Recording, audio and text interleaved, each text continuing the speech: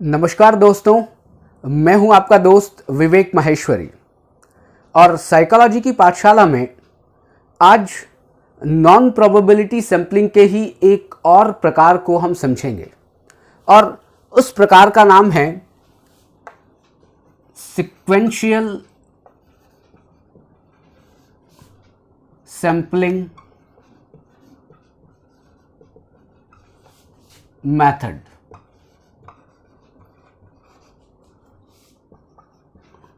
अनुक्रमिक प्रतिचयन विधि। इस अनुक्रमिक को हम क्रमिक भी कह सकते हैं। क्रमिक, आपने एक वर्ड सुना होगा, इसी सीक्वेंशियल से बना है, सीक्वेंशियली, मतलब कि क्रमिक रूप से।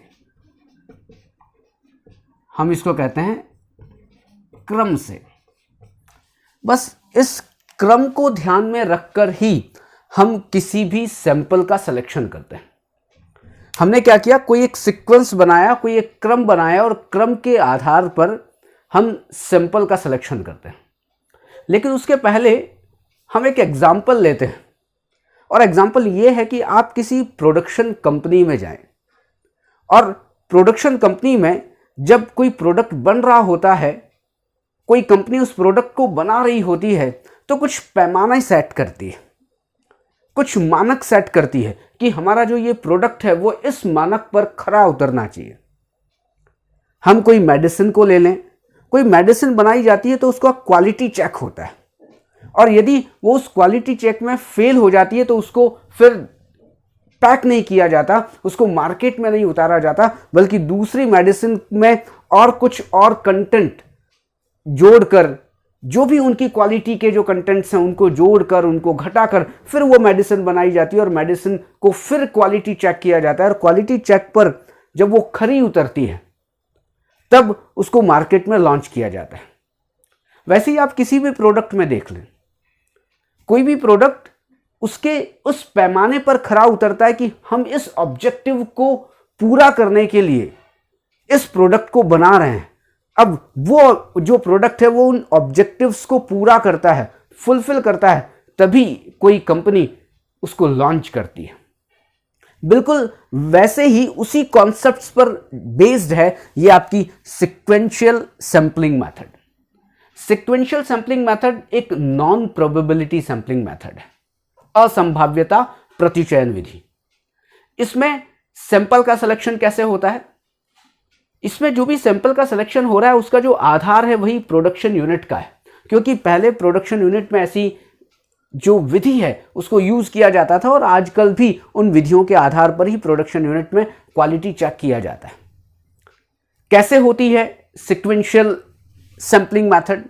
तो इसमें क्या है कि पहले जो रिसर्चर होता है वो फिक्स कर लेता है कि मुझे कितने लोगों पर यह रिसर्च करनी है।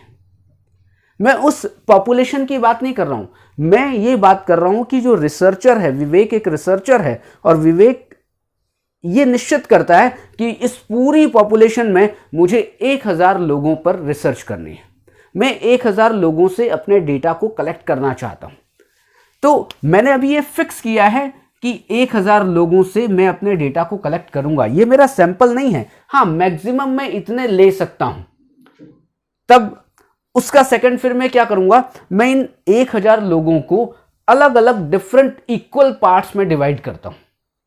वो इक्वल पार्ट कैसे कि मैं इनको कुछ कुछ संख्या में डिवाइड कर लेता हूं और इसको मैं अगर और आगे बढ़ाऊं तो मैं क्या ऐसा कर सकता हूं कि 100 के 10, 100 और इस तरीके से टोटल 10 इसके पार्ट्स बना सकता हूं।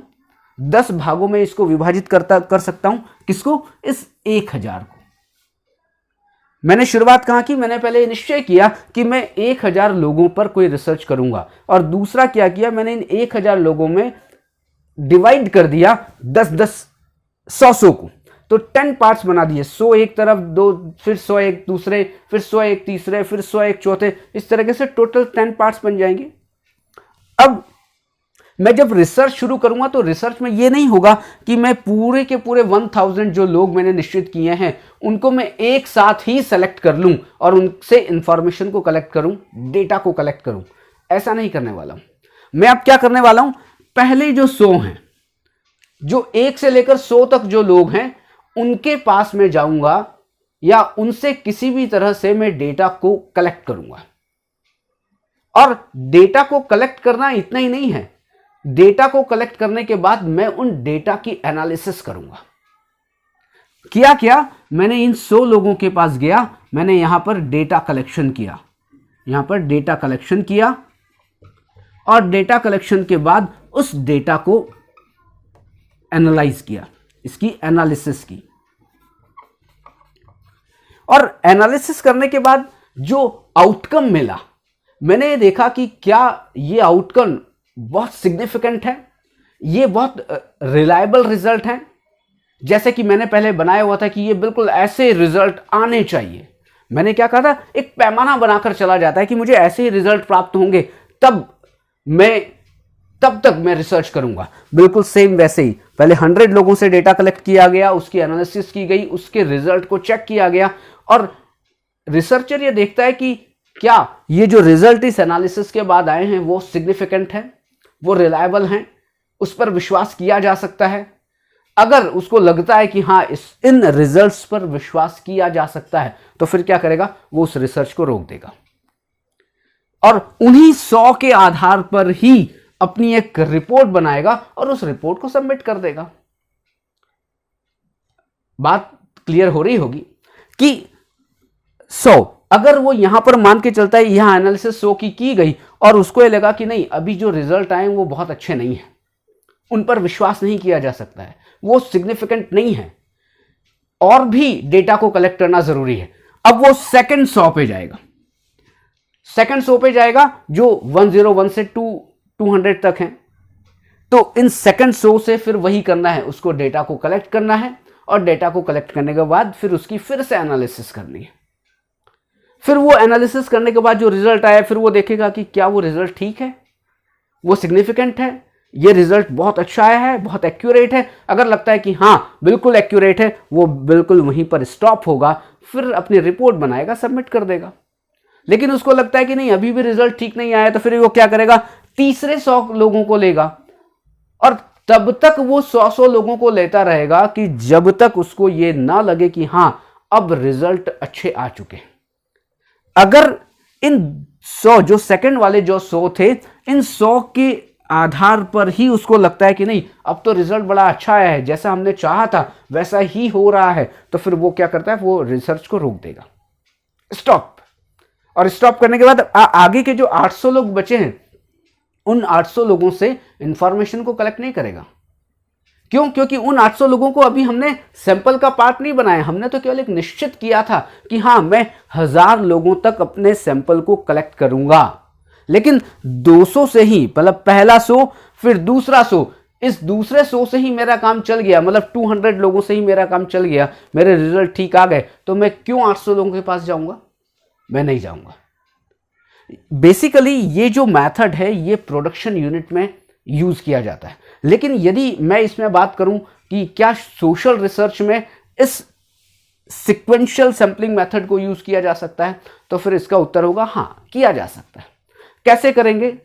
अभी नई एजुकेशन पॉलिसी आई है और इस नई एजुकेशन पॉलिसी को इंप्लीमेंट किया जाएगा, अभी धीरे धीरे किया जा रहा है, और फिर उस नई एजुकेशन पॉलिसी के इंप्लीमेंटेशन का जो इंपैक्ट है जो स्टूडेंट पर पड़ रहा है, यदि मैं उसके ऊपर रिसर्च करना चाहता हूं तो फिर मैं कुछ लोगों को पहले लूंगा, कुछ स्कूल्स को लूंगा, कुछ कॉलेजेस को लूंगा और उनके ऊपर डेटा को कलेक्ट करूंगा, उनका इंटरव्यू लूंगा, उनके डेटा को एनालिसिस करूंगा कि क्या इंपैक्ट पड़ रहा है, नहीं पड़ रहा है, तो फिर उस नई एजुकेशन पॉलिसी को थोड़ा सा और इम्प्रोवाइज किया जा सकता है, थोड़ा सा और उन्नत तरीके से उसको ठीक किया जा सकता है, उसको और अलग तरीके से इंप्लीमेंट किया जा सकता है। मैंने इंप्लीमेंट किया, फिर दूसरे 100 लोगों पर उसका इंपैक्ट देखा, फिर तीसरे 100 लोगों पर इंपैक्ट देखा। अब ऐसा लगा कि हाँ जैसे जैसे हम इंप्रोवाइज कर रहे हैं, जैसे जैसे हम उस नई एजुकेशन पॉलिसी को ठीक ढंग से इंप्लीमेंट कर पा रहे हैं और उसका प्रभाव पड़ रहा है, तब मैं बाद में जाके उस रिजल्ट को मैं शो कर सकता हूं कि हाँ, नई एजुकेशन जो पॉलिसी है उसका प्रभाव पड़ रहा है। वैसे ही नई तकनीक आती है, नई कोई टीचिंग मैथडोलॉजी आती है, तो नई तकनीक का तुरंत तो प्रभाव नहीं पड़ता है, नई टीचिंग मेथड्स का तुरंत तो प्रभाव नहीं पड़ता है, उसको टाइम लगता है। तो टाइम लगता है, तो हमारे पास यहां पर इस तकनीक में एक फायदा ये है कि हम क्या कर रहे हैं कि 100 लोगों का किया, अगर हमें लगा कि नहीं इस तकनीक को थोड़ा सा और इंप्रूव करना चाहिए, तो हमारे पास इंप्रूव करने का टाइम है। हमने थोड़ा सा इंप्रूव कर लिया, फिर आगे के जो 100 लोग हैं या आगे के जो 500 लोग हैं उनके ऊपर हमने ये रिसर्च की, फिर हमें लगता है कि नहीं अभी भी और इंप्रूव करना है, तो फिर हमने और आगे इंप्रूव किया और फिर आगे के लोगों पर फिर रिसर्च किया।